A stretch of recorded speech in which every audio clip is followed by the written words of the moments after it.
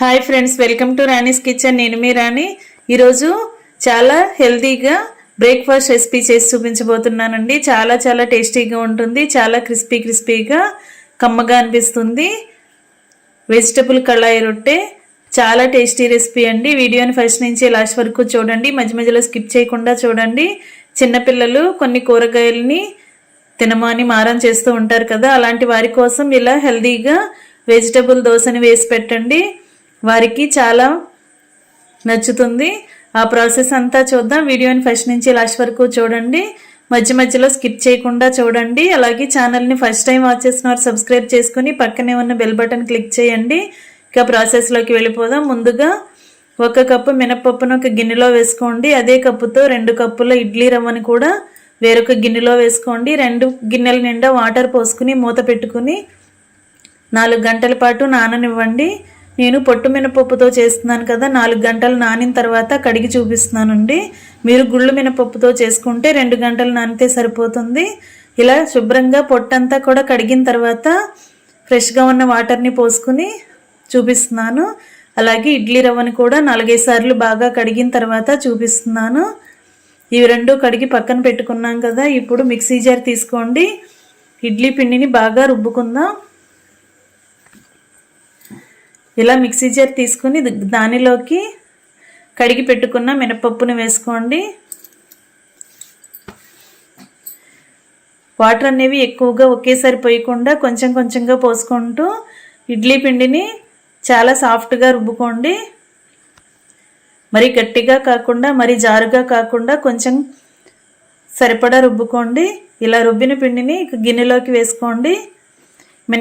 మినప్పిండి ready అయ్యింది కదా. ఇప్పుడు ఇడ్లీ రవ్వని కూడా తీసుకుని వాటర్ అన్నీ కూడా గట్టిగా పిండుకొని ఇడ్లీ రవ్వని వేసుకోండి.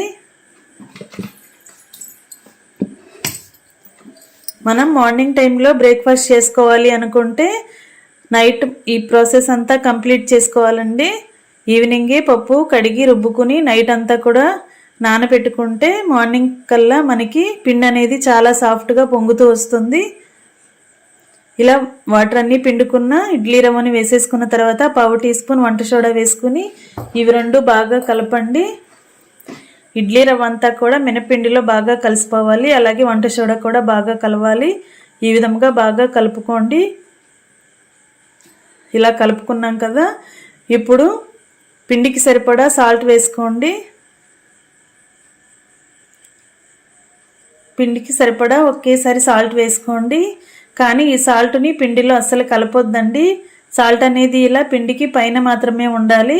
ఈ గిన్నెకు మూత పెట్టుకుని నైట్ మొత్తం అలాగే ఉంచండి. మార్నింగ్ కల్లా పిండి అనేది చాలా పొంగుతూ వస్తుంది. అలాగే సాల్ట్ అనేది మనం పిండిలో బాగా కలిపామంటే పిండి బాగా పులిసిపోతుంది.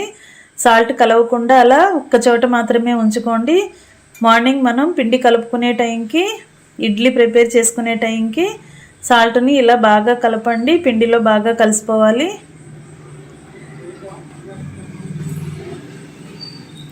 సాల్ట్ అంతా కూడా పిండిలో బాగా కలపండి. ఇలా కలిపి పెట్టుకున్నాం కదా.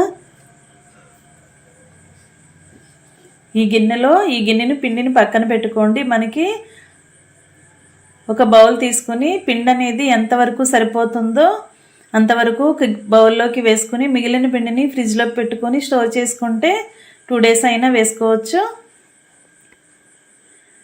ఒక బౌల్లోకి పిండి తీసుకున్నాం కదా. ఇప్పుడు వెజిటబుల్ కళాయి దోశ అని చెప్పాను కదా.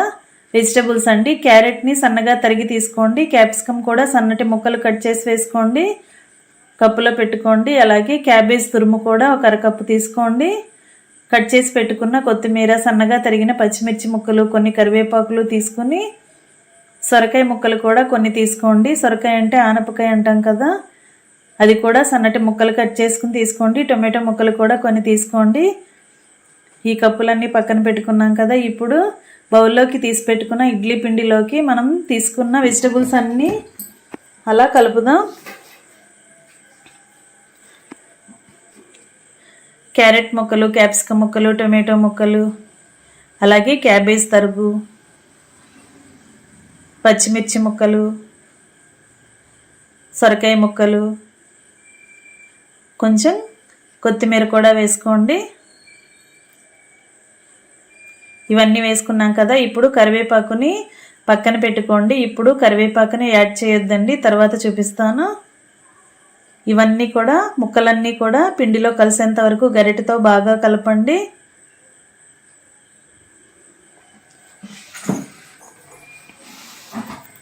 ఫ్రెండ్స్, ఇలా మీరు కూడా పిల్లలకి దోశ కానీ ఇడ్లీ కానీ ఈ పిండితో వేసి పెట్టారంటే పిల్లలు చాలా చాలా ఇష్టంగా తింటారు, హెల్తీగా కూడా ఉంటారండి. ఇలా ముక్కలన్నీ కూడా బాగా కలిసాయి కదా, ఇప్పుడు స్టవ్ ఆన్ చేసి ఒక గిన్నెని పెట్టుకుని 1 టేబుల్ స్పూన్ ఆయిల్ వేసుకోండి. ఆయిల్ బాగా కాగిన తర్వాత 1 టీ స్పూన్ ఆవాలు, 1 టీ స్పూన్ జీలకర్ర వేసుకుని మనం కరివేపాకులు పెట్టుకున్నాం కదా, అవి కూడా అలా ఆయిల్లో వేసేసుకోండి. పెద్ద పెద్దగా ఉన్న ఆకులు అయితే ఇలా చిన్న చిన్న ముక్కలుగా కట్ చేసి వేసుకోండి. లేదంటే కరివేపాకులను డైరెక్ట్గా కూడా చిన్న చిన్న ఆకులు అయితే అలా డైరెక్ట్గా కూడా వేసేసుకోవచ్చు.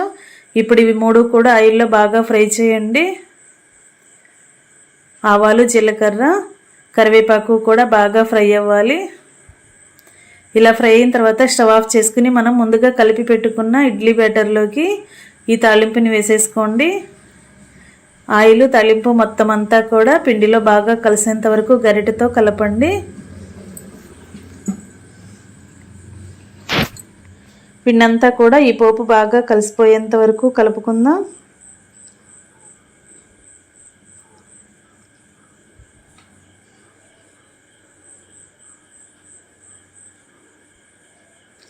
ఇలా బాగా కలిసిన తర్వాత గిన్నె పక్కన పెట్టుకోండి. స్టవ్ ఆన్ చేసి కళాయిని పెట్టుకోండి.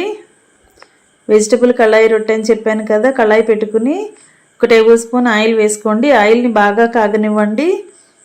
పొగలొస్తున్నట్లుగా బాగా కాగాలి. కాగేంత వరకు పిండిని వేయొద్దు. ఆయిల్ బాగా కాగిన తర్వాత మాత్రమే పిండిని ఇలా వేసుకోండి. 2-3 గరిటెలు వేసుకున్నామంటే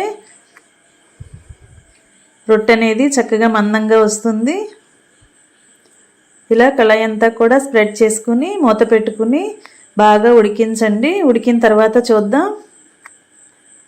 బాగా ఉడికిన తర్వాత మాత్రమే మనం వెనక వైపుకు టర్న్ చేసుకోవాలండి. అప్పుడే మనకి దోశ అనేది కరకరలాడుతూ మెత్తగా, లోపల మెత్తగా లేకుండా మొత్తం అంతా కూడా ఈవెన్గా ఫ్రై అయ్యి తింటున్నప్పుడు క్రిస్పీగా వస్తుంది.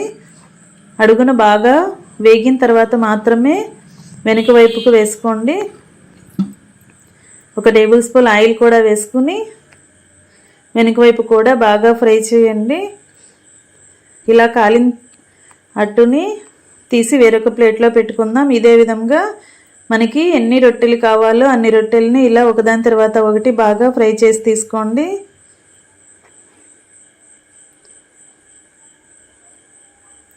ఇంకా రెడీ అయిపోయాయండి వెజిటబుల్ కళాయి రొట్టెలు. చాలా చాలా టేస్టీగా క్రిస్పీగా ఉంటాయి. ఈ దోశల్ని పల్లీ చట్నీ కానీ, కొబ్బరి చట్నీ కానీ, టొమాటో చట్నీతో కానీ సర్వ్ చేసుకోవచ్చు. ఇలా పిల్లలకి వారానికి ఒక్కసారైనా కూడా ఇలాంటి వెజిటబుల్ రొట్టెని వేసి పెట్టారంటే పిల్లలు చక్కగా ఇష్టంగా తినటమే కాకుండా హెల్తీకి కూడా చాలా చాలా మంచిది. ఈ విధంగా మీరు కూడా వారానికి ఒక్కసారైనా కుక్ చేసి పిల్లలకి సర్వ్ చేయండి. వీడియో నచ్చినట్లయితే లైక్ చేయండి. మీ ఫ్రెండ్స్కి, ఫ్యామిలీ మెంబర్స్కి రెసిపీ షేర్ చేయండి. మీరు కూడా కుక్ చేసి పిల్లలకి సర్వ్ చేయండి. ఛానల్ని ఫస్ట్ టైం చూస్తున్నవారు సబ్స్క్రైబ్ చేసుకుని పక్కనే ఉన్న బెల్ బటన్ క్లిక్ చేయటం మాత్రం మర్చిపోకండి. మరొక రెసిపీతో మళ్ళీ కలుద్దాం. Thanks for watching. నేను మీ రాణి.